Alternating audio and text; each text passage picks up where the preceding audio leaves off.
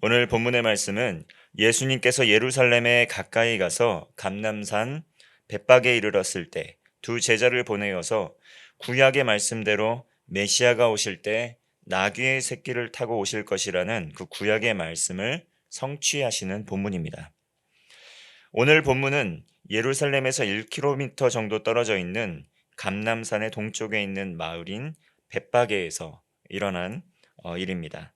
이 감람산 서편 기슭에 있는 겟세마네 동산이 있고 서편 기슭에는 겟세마네 동산이 있고 남동쪽 기슭에는 벳바게와 베단이라는 마을이 있습니다.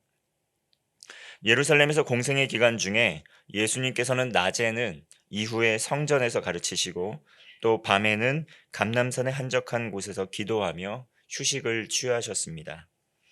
제자들과 최후의 만찬을 하신 후에는 제자들과 함께 감람산 겟세마네 동산에서 그 공생애를 마감하는 최후의 기도를 하신 곳이 바로 이곳이기도 합니다. 그리고 기도를 하신 후에 체포되었고 그리고 십자가 고난의 길을 걸어가셨습니다. 감람산은 부활하신 예수님께서 승천하신 곳이기도 하고 다시 오실 장소로 암시되어 있는 곳, 그것이 바로 감람산입니다. 예수님께서는 이렇게 예루살렘 가까이 감람산 벳박에 이르렀을 때에 두 제자를 보내십니다. 2절과 3절의 말씀 보겠습니다. 이르시되 너희는 맞은편 마을로 가라. 그리하면 곧 메인 나귀와 나귀 새끼가 함께 있는 것을 보리니 풀어 내게로 끌고 오라. 만일 누가 무슨 말을 하거든 주가 쓰시겠다 하라. 그리하면 즉시 보내리라 하시니. 예수님께서는 두 제자를 보내시면서 메인 나귀와 나귀 새끼가 있는데 그들을 끌고 오라고 명령을 하십니다. 그리고 누가 이것을 의아하게 여겨서 물어본다면 주가 쓰시겠다 하라고 말씀하십니다. 그러면 그 역시 즉시 보낼 것이라고 이야기를 하셨습니다. 이처럼 3절 말씀에서 매여 있는 나귀와 나귀 새끼를 끌고 올 때 아마도 그 주인이나 주변 인물들이 이 행동을 보면 처음에는 매우 영문을 몰라서 의문을 가지고 질문을 할 것입니다. 그러나 주가 쓰시겠다고 말씀하실 때 보내실 것이다 라고 말씀을 하시는데 이 여기서 주라는 표현은 예수님을 왕으로 또 삶의 주인으로 고백하는 의미를 담은 것입니다. 당시 마을의 사람들은 예수님과 그의 제자들이 예루살렘을 향해 들어오고 계신다는 소문을 이미 어느 정도는 알고 있었을 것입니다. 왜냐하면 예수님께서는 참으로 많은 기적과 이사를 행하셨고 그리고 많은 사람들이 그 예수님의 선지자 되심에 대해서 또 세례 요한이 아니냐, 엘리야가 아니냐, 뭐 예레미야가 아니냐, 정말 놀라운 분 아니냐, 이러한 것들이 이미 곳곳에 소문이 퍼져 있었기 때문입니다. 그래서 예수님께서 이 나귀를 사용하실 것이라는 말씀을 듣고 또 기꺼이 그 나귀를 내어드릴 수 있었을 것입니다. 이처럼 하나님께서 쓰시고자 할 때 또 사용하시고자 할 때 즉각적으로 응답할 수 있으려면 주께서 어떤 분이신지, 주께서 누구이신지, 어떠한 일을 행하시는 분이신지 우리는 알고 있어야 합니다.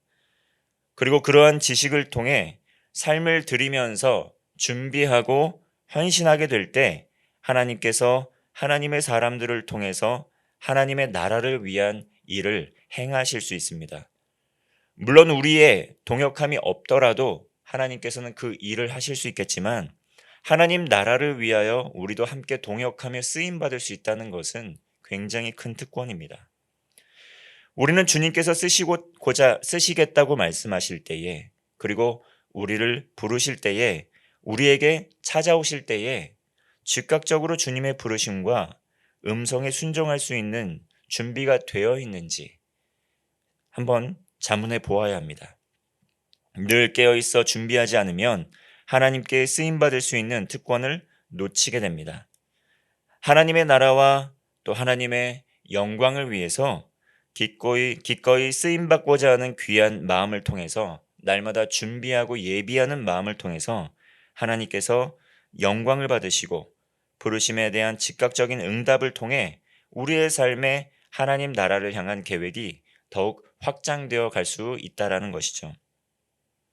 주가 쓰시겠다 하라는 이 주님의 말씀, 이 주님의 음성, 그것은 준비할 수 있는 자, 주님의 말씀에 귀를 기울이고 또 하나님의 음성에 민감하게 귀를 기울이는 사람에게 들려오는 부르심의 음성입니다. 주가 쓰시겠다 하라는 그 주님의 말씀에 그 음성에 귀를 기울이며 주님을 우리의 삶의 주인으로 모셔드리고 하나님 나라를 위하여 쓰임받는 귀한 성도 되시기를 바랍니다.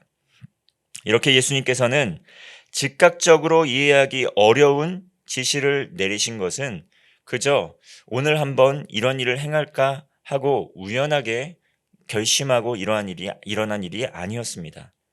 이것은 바로 구약의 스가랴 선지자의 예언을 성취하신 그 성취의 본문이었습니다. 4절과 5절의 말씀입니다. 이는 선지자를 통하여 하신 말씀을 이루려 하심이라. 일러스되 시온 딸에게 이르기를 내 왕이 내게 임하나니 그는 겸손하여 나귀 곧 멍에 매는 짐승의 새끼를 탔도다 하라 하였느니라.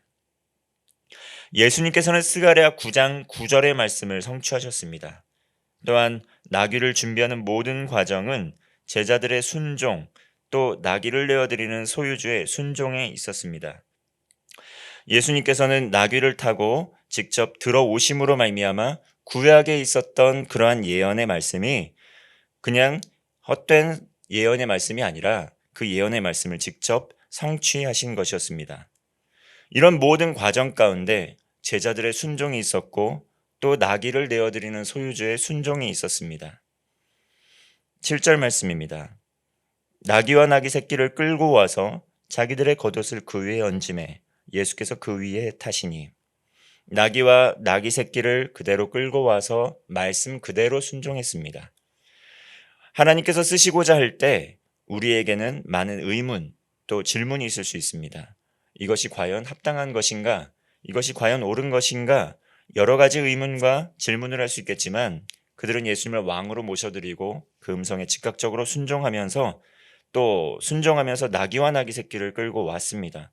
그리고 겸손의 마음으로 그들의 겉옷을 또 벗으며 예수님께서 그 위에 타실 수 있도록 또 내어드렸다라는 것입니다. 무리의 대다수는 그들의 겉옷을 길에 펴고 또 다른 이들은 나뭇가지를 베어 길게 폈습니다. 그리고 앞에서 가고 뒤에서 따르는 무리들이 소리 높여 예수님을 찬송했습니다. 호산나 다윗의 자손이여 찬송하리로다. 주의 이름으로 오시는 이여 가장 높은 곳에서 호산나 하더라. 예수님의 이름을 찬송하고 찬양했습니다. 이에 어떻게 반응했습니까? 예수께서 예루살렘에 들어가시니 온 성이 소동하여 이르되 이는 누구냐 하거늘. 10절 말씀을 보면 온 성이 소동하였다라고 이야기를 하고 있습니다. 예수님께서 예루살렘에 들어오실 때에 정말 많은 다양한 소리가 있었을 것입니다. 지금까지 예수님께서 어떠한 일을 행하셨습니까? 눈먼 자를 보게 하시고 못 걷는 자를 일으키시고 또 때로는 죽은 자를 살리시기도 하시면서 많은 이적과 기적을 행하셨습니다. 이런 예수님께서 오실 때에 사람들은 로마의 압제로부터 구원할 이스라엘의 왕이 오셨다라고 알아보는 분도 있었을 것입니다. 그리고 어떤 사람들은 11절의 말씀처럼 나사렛에서 온 선지자 예수, 아주 큰 능력 있는 선지자로 보기도 했다라는 것입니다. 그러나 예수님께서는 누구이십니까? 단지 로마의 압제로부터 이스라엘을 구원할 그러한 정치적인 왕으로서 오신 예수님이 아니었습니다. 그리고 또 세례 요한이나 또 엘리야, 또 예레미야와 같은 큰 선지자 중에 한 명도 아니었다는 것이죠. 앞서 마태복음 16장 16절에서는 베드로에게 너희는 나를 누구냐 하였을 때 베드로는 이렇게 고백을 합니다. 주는 그리스도시요 살아계신 하나님의 아들이라는 것이죠. 우리는 예수님을 누구라 고백을 하고 있습니까? 예수님께서 우리의 삶에 다가오실 때, 예수님께서 그 일을 행하러 오실 때, 그리고 예루살렘에서 행하실 일들 누구로서 어떤 정체성을 가지고 하시는 것입니까? 주는 그리스도시요 살아계신 하나님의 아들로서 십자가의 고난을 당하셨고 또 십자가의 고난 이후에 또 죽음에서 부활하시고 또 승천하시고 다시 오실 약속을 하신 하나님의 아들 곧 하나님 구원을 완성시킬 분이셨다는 것입니다. 그 이름을 믿음으로 말미암아 모든 사람들이 구원받을 수 있는 구원의 길이 열리게 되었다는 것이죠. 하나님께서 우리의 삶에 오셔서 우리에게 여러 가지 사명을 주십니다. 주가 쓰시겠다 이렇게 우리를 불러주실 때 우리는 주를 누구라 고백하며 반응하며 응답하고 있습니까? 하나님께서 우리의 삶의 형편을 상황을 고려치 않으시고 우리를 불러주시는 것입니까? 그리고 주가 쓰시겠다고 할 때 우리의 부족한 자원에도 불구하고 우리의 모든 것을 가져가시기 위해서 우리를 쓰시겠다고 하시는 것일까요? 주는 그리스도시요 살아계신 하나님의 아들. 주님께서는 우리의 모든 상황과 형편을 알고 계시고 그리고 우리를 사용하셔서 그의 큰 구원의 계획을 이루고자 하는 뜻을 가지고 계십니다. 그리고 먼저 그의 나라와 그의 의를 구하며 이렇게 나아가게 될 때 모든 필요와 쓸 것들을 넉넉히 공급하시면서 하나님의 나라를 완성해 나아가신다는 것이죠. 당장에 주가 쓰시겠다고 할 때 우리의 삶에 여러 가지 결핍들과 부족한 부분들이 보일 수 있습니다. 시간적인 어려움, 물질적인 어려움, 여러 가지 상황과 형편이 녹록지 않은 상황들이 많이 벌어질 것입니다. 그러나 하나님께서는 그 하나님 나라의 구원의 완성의 계획을 갖고 계시기에 우리의 결핍, 우리의 부족함, 우리의 연약함도 모두 헤아리고 계시고 그리고 주가 쓰시겠다 할 때 기꺼이 순종하는 하나님의 백성들을 통해서 먼저 그의 나라를 구하며 나아가게 될 때 하나님께서 모든 것을 더해 주신다는 약속이 우리에게 있다는 것입니다. 그리고 우리 하나님의 백성들에게 있는 궁극의 약속은 무엇입니까? 이미 구원받은 백성으로서 하나님 나라에 대한 천국에 대한 소망이 우리에게 있다는 것이죠. 예수님을 믿고 구원받은 하나님 나라의 백성들. 너희는 나를 누구냐? 너희는 나를 누구라 하느냐? 라고 고백을 하게 될 때 주는 우리의 주님이시죠. 주는 우리의 모든 것이 되시죠. 우리의 삶의 모든 것이 되시죠. 그리고 이미 모든 것을 주셨지요. 그렇기 때문에 우리가 순종할 수 있습니다. 그렇기 때문에 모든 것을 주셨기에 우리의 모든 것을 내어드려도 아깝지 않습니다. 라고 고백을 할 수 있다는 것입니다. 오늘도 주님께서는 우리에게 말씀하십니다. 나와 함께 동행하며 나와 함께 하나님의 나라를 이루어 가자라고 우리를 초대하고 부르고 계십니다. 단순히 예수님을 선지자 중에 한 분으로 모셔드리는 것이 아니라 나의 왕, 나의 삶의 주인으로 모셔드리고 우리의 삶에 하나님의 나라가 이루어지기를 그리고 세계 열방 가운데 하나님의 나라가 확장되어 가기를 소망하며 나아가는 성도 되시기를 바라겠습니다. 기도하겠습니다. 사랑과 은혜의 하나님 아버지, 주님의 이름을 믿음으로 영생의 복을 허락하여 주심에 감사를 드립니다. 주님을 구주로 고백하고 믿음으로 말미암아 우리를 구원하여 주심에도 감사를 드립니다. 주가 쓰시겠다 우리를 부르실 때 즉각적으로 믿음으로 순종하는 우리의 삶이 되게 하여 주옵소서. 먼저 하나님의 나라와 하나님의 의를 구하게 될 때 하나님께서 모든 것을 더해 주실 것이라는 믿음으로 하나님 나라의 소망으로 믿음의 발걸음하는 성도 되게 하여 주옵소서. 오늘 하루에 우리의 삶도 주님께 맡겨드립니다.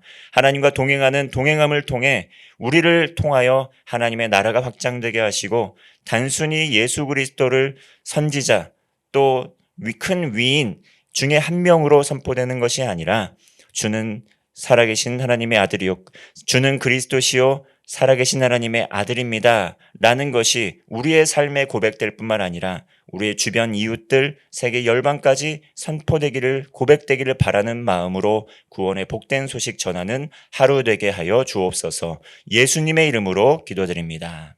아멘.